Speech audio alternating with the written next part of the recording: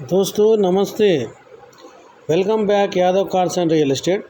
दोस्तों आज अपने पास सेल के लिए हैदराबाद में ये मारुति बेलिनो है दोस्तों। अल्फ़ा 2017 मॉडल है दोस्तों और 2018 रजिस्ट्रेशन है दोस्तों।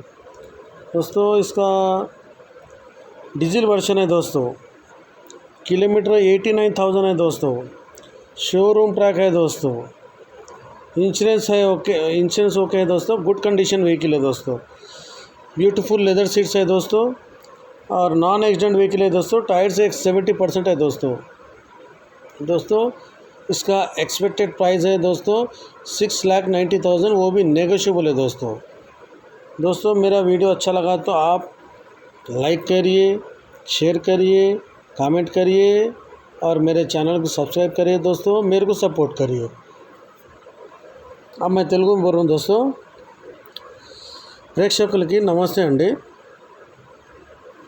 Welcome back Yadav cars and real estate friends. ఈరోజు మన దగ్గర సేల్కి హైదరాబాద్లో ఇది మారుతి బెలినో వచ్చిందండి। అల్ఫా 2017 మోడల్ అండి ఇది ఫ్రెండ్స్। 2018 రిజిస్ట్రేషన్ ఉంది ఫ్రెండ్స్।